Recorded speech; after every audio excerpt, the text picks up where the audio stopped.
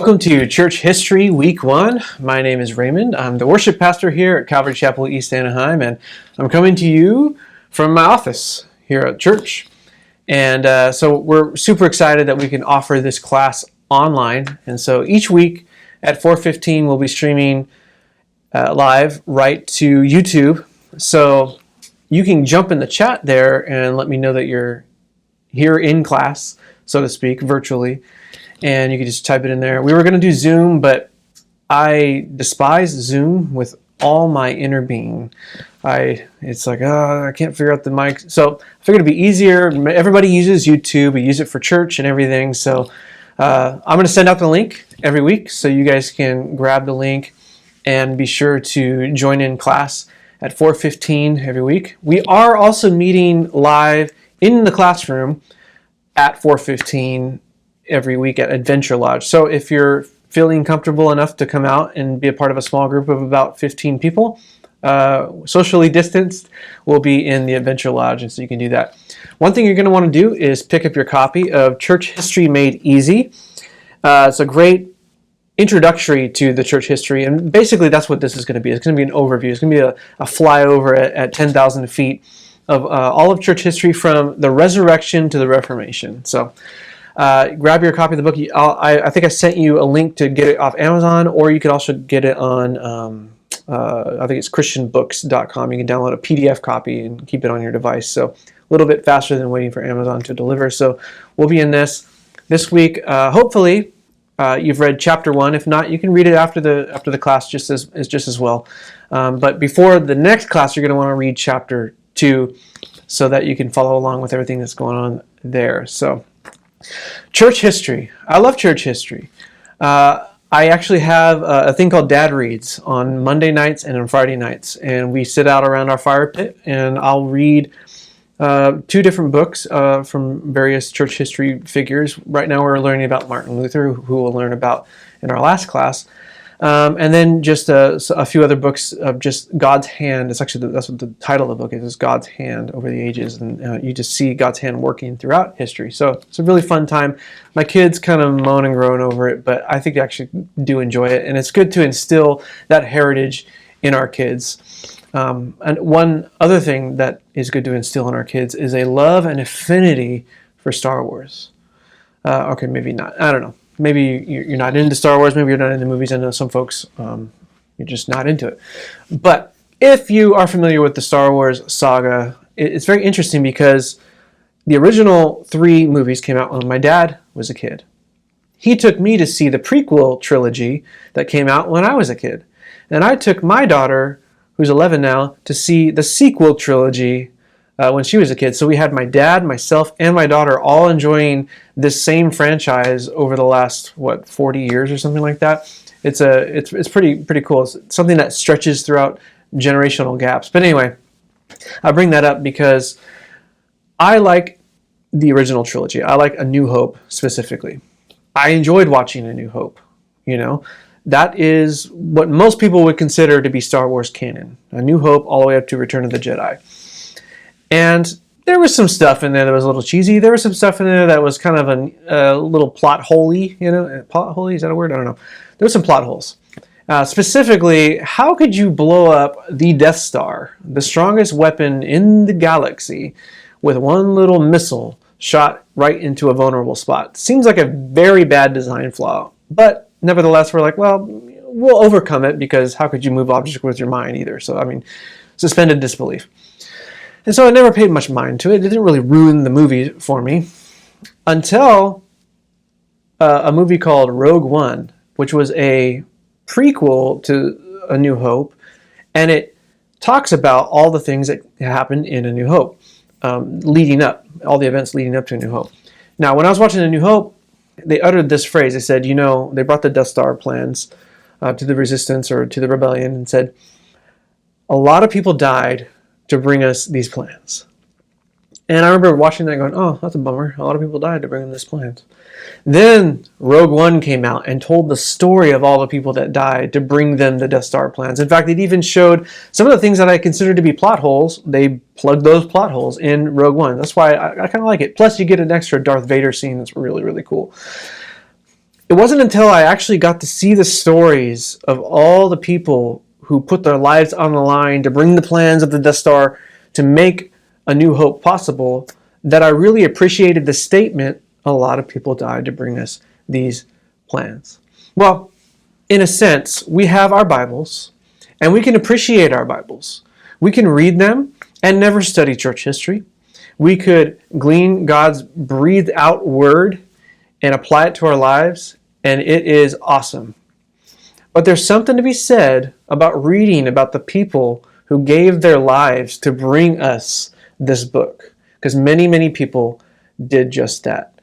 And it made me appreciate having my Bible on my phone. I mean, I could pull up anything I want on my phone, any translation, and it's so accessible to me, but it wasn't so all throughout history. And so by studying church history, we get the Rogue One to the Star Wars. It doesn't make our Star Wars saga any less epic, but it helps you to appreciate it a little bit more. And so that's what I see church history is to theology. It's the prequel, so to speak. It's the things that you don't read about in the Bible, but can still see God's hand moving throughout the ages. And so that's what we're going to do. Because in a sense, Christianity is a historical faith. It is a very historical faith. I mean, we read the book of Acts. We read all the historical books that are in the scriptures, and we read them as history. We know that these things happened. Jesus existed. Jesus walked among us. He died on a cross, and he rose again from the dead. That's not just stories. That's something that actually happened, and we need to believe that. And so because our faith is a historical faith, we are a part of church history in a sense right now. We are living out church history. So in Virginia City, Nevada, they are known as a big mining for precious gold. So it's a big mining town. And when they first discovered this place, some settlers came in, and I think it was in the 1800s, and they looked down and they said, well, there's gold in the streets. Oh, well, there's gold in the rivers. And so they started collecting the gold. Well, after a while, gold was hard to come by, so they had to start mining. They had to start digging. But something happened when they started digging. There was this black goo that kept getting all over their pickaxes and getting on their clothes, and so they were very frustrated with this black goo. So they started digging out all this black goo and just throwing it away. Well, then some people came along and said, you know what, this actually works pretty well to pave our roads with, so we'll use this to pave the roads. And so, oh, cool. You found a use for this disgusting, annoying black goo. Well, it wasn't until later when they took a sample of this black goo to San Francisco and had it tested, and it turns out it was almost 100% pure silver. And so they had been throwing away all of this silver because it was a little sticky, it was a little hard to deal with, and so they were throwing it away, and they paved the roads with it. And it's amazing how quickly they dug up those roads once they knew how valuable that stuff that they paved it was, was. And so, in a sense, we don't want to be throwing away silver in search of the gold, because yes, the Bible is pure gold. That's where the gold is. That's where the purity. That's where the usefulness. That's where the most value is in the Bible. But let's not throw away the silver in search of the gold. And so that is kind of church history. Maybe it's a little bit sticky. Maybe it seems a little bit dark and annoying at first to try to wrap your mind around all of these different dates and things that have happened. But there is value there. There is silver. So let's not throw out the silver in search of the gold. Let's put those two together and just let it strengthen our faith, strengthen our theology, make us that much more excited. So, with that said, we're going to go on a journey from the resurrection to the Reformation. We are in chapter 1 of the book here, and we're going to cover a little bit of the early parts right after the apostles started doing their work. You know, you hear about in Acts that they went to Samaria and to the ends of the earth. Well, now they're starting to get into that zone, and the gospel is spreading to Rome. And so on our journey from the resurrection to the Reformation, we're going to make a stop right here. But first, I want to read you a verse that really encapsulates what we're going to talk about this week, and it is this. Revelation 12, verse 11, it says, "And they have defeated him," speaking of the enemy, "they have defeated him by the blood of the Lamb," so that's important, the blood of the Lamb, "and by the word of their testimony, and they did not love their lives so much that they were afraid to die." That's an important phrase there. They weren't afraid to die. And that is exemplified here in this period of church history that we're going to talk about. There's a theologian called Tertullian who penned this phrase: "The blood of the martyrs is seed for the faith." Or I think it actually is, "Blood of the martyrs is seed for the church." Blood of the martyrs is seed for the church. So we're going to see many martyrs, early martyrs, in fact, all throughout AD 64 all the way up until about AD 90. And so I want to break it into three parts. And the first part is this: Rome burns and Nero blames the upside down. So if you're taking notes, first part is this: Rome burns and Nero blames the upside down. So we're going to stop in the summer of AD 64. Right around this time, Christianity was a pretty highly misunderstood religion. It was very new. Many of Paul's letters were written right in this time zone of AD 62 to AD 64. Some believe that Paul actually was martyred under Nero's rule, as was Peter. And as church tradition goes, Peter refused to be crucified upright, and so they crucified him on an upside-down cross. Chances are maybe he was beheaded. We don't know. Same thing with Paul. So we know that both these guys were martyred right within this time zone under the rule of this really bad emperor, Nero. Okay? So, again, Christianity was highly misunderstood. And we kind of see what happens right here in the summertime. There's a fire that starts in Rome. You hear about, you always see Nero's name in flames. I think there was an old CD burning application that was called Nero, and it had flames all over. Well, this is why. You ever heard of that phrase that Nero fiddles as Rome burns, or somebody fiddles as Rome burns? That's where this comes from. So there was a fire that broke out in an oil warehouse, likely, is where historians have traced it down to. But Nero was blamed for this fire. It's like, okay, why was this guy blamed for the fire? Well, Nero was an egomaniac, and everybody knew it. And there were thoughts that Nero actually burned most of Rome down so that he could build it the way that he wanted it to look. He wanted to have his own architecture. He wanted his name solidified in history throughout the beautiful Roman architecture. And so they believed that he actually burned it himself. And so people started to turn on him. And so what did Nero do? He's like, well, okay, they're turning on me. I'll shower them with presents. And so he gives them gifts, and that didn't work. They were still pretty upset that he burned down their heritage, or so they thought.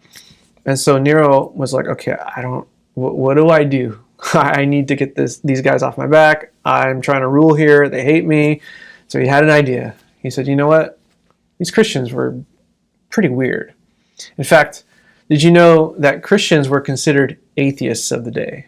Atheists. Well, it seems kind of weird now. Well, the reason they were considered atheists is because they only worshiped one God.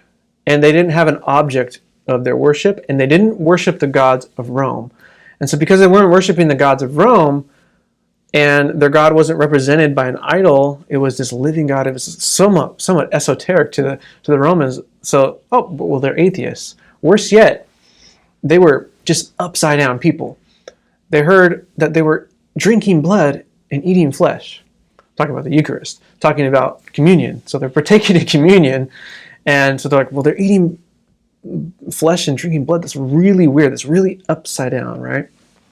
And then to top that off, Christians were displaying exactly what it says in James to take care of the widows and the orphans. And so what did they do? Well, in Roman times, if you had a girl, you would take this girl and just set it out in the field and let it die because it was going to be a burden on you.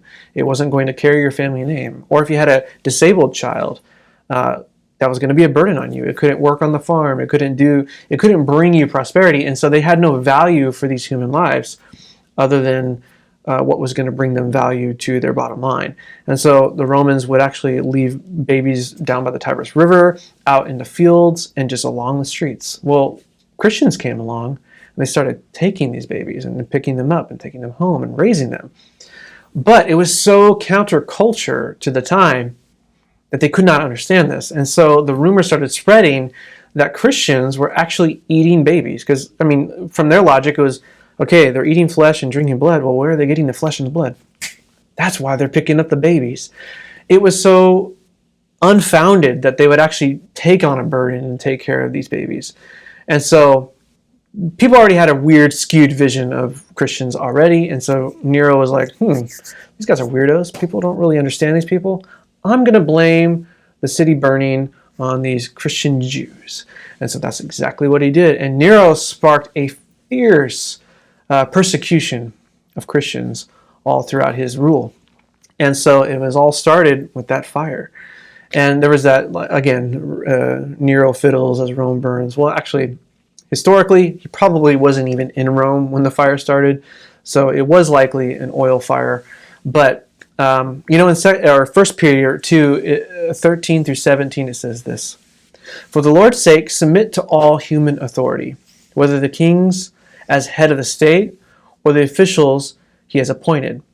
For the king has sent them to punish those who do wrong and to honor those who do right. It's God's will that you live honorable lives it's God's will that your honorable lives should silence those ignorant people who make foolish accusations against you. For the Lord's sake, submit to all human authority. It's very interesting because, as we're about to read in just a moment, in AD 70, there was an uprising of religious Jews against the Roman government. Christians didn't join in this uprising. And so even more counterculture, they're being persecuted to the point Nero, get this, used to take Christians and put them in these giant cages, and he would burn them as he had dinner parties. And he would use them as lamps for his dinner parties. That is so evil. Can you imagine? Oh, you're a Christian? And then your next answer determines whether or not you're maybe going to burn as basically a lantern at a dinner party. That's how fierce the persecution was. He would wrap them in animal carcasses and then throw them to wild animals and to be mauled to death. This guy was not kind to Christians. Yet, Christians didn't join in rebellion over to what happens next because they were submitting to the authority. And by doing that, creating even a more counterculture idea, even more upside down culture, as we're about to read. So, second point that we're going to get to here is in AD 70. It's called, if you're taking notes, Jerusalem burns in mostly peaceful protest. So, in AD 50, we'll backtrack just a little bit, Jews were celebrating Passover. And this Roman soldier didn't appreciate it, and so he was up in a tower and decided to moon the Jews who were celebrating. And his Josephus is actually a historian. He made a noise as indecent as his posture, as you'll read in the book. I think it says it right there in the book. So basically, he flatulated and mooned these Jews. Well, what happened was this sparked a riot. So we're seeing this in our culture today. We see an action of one evil man sparking a riot. Well, you see this right back in AD 50, right? Sparks a riot, and as many as 30,000 men and women were believed to have died. So this Roman ruler named Florus arrives, and he starts to steal from the temple and makes the Jewish leaders upset, which turns these Jewish leaders to lead a revolt on Rome. And so Nero doesn't like this. He's like, great, I don't need this. I don't need a revolt on my hands. And he assembles this army, and he puts this guy named Vespasian in charge of the army. The army was about 60,000 strong, so it was a substantial army. Sends them out there to take care of the problem in the uprising. Well, in the midst of all this, people turn on Nero, and he becomes declared an enemy of the state, and he commits suicide. So this guy Vespasian is like, oh man, I'm out here to do all of his dirty work, and interesting. So he's out of the picture. Maybe I'll go back and assume rule of Rome, which is exactly what happened. So right around August 5th, I think it's AD 70, August 5th, Vespasian says, you know what, enough with this uprising. Let's just go and just take them all out. Let's just take them all out. So that's what he does. Vespasian goes and takes them all out. And Jerusalem falls, and they just decimate Jerusalem. And there's one wall that's left standing for the temple there on the Temple Mount, and it's the Western Wall. So if you ever go to Israel, we visit there quite a bit on our trips with the church here with Pastor Bob. The Western Wall, sometimes called the Wailing Wall, it still stands today, and people go and pray at the Wailing Wall. So he drives all these Jews, and a lot of these Jews go out to this place near the Dead Sea called Masada, which was this Herodian fortress up in the hills. It was another place we'll visit. Beautiful place. And up there, rather than become slaves of the Roman Empire, the people who are up in this fortress opt for suicide. So you know that being a slave is a fate worse than death as a Jew. And so they opted for suicide. But the interesting thing was, suicide was not a kosher thing. Suicide was not a thing that you would do as a Jew. And so to make matters even worse, there was a few men of their own household who opted to say, okay, I will spare my children and my wife the shame of suicide, and I will murder them, or I will kill them, and then I will commit suicide myself. And so very dark stuff happening because of this revolt out of and this attack on Jerusalem. And right there at Masada, they all die and commit suicide. So really bad things happening. Now, Ecclesiastes 1:19 says this. It says, what has been will be again. What has been done will also be done again. There's nothing new under the sun.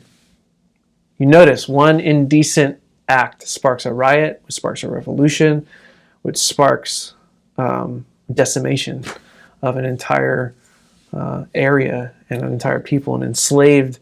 They become enslaved. It's not unlike what's happening today. We have access to this news, and so the world watches something like the George Floyd death happen. And what does it do? Sparks unrest, sparks division, sparks riots. And so that's why I like to look back at church history and think, okay, we went through some dark stuff before, but the Lord is faithful, and He will bring us through. And I believe we're going through dark things today, and it is rough, but the Lord is still faithful. The same God that was the God of that era, He's still working today. He's still moving. And that's why it's good to study church history and to see how He moves throughout history. Okay, so number 3, this brings us to the third moment in time.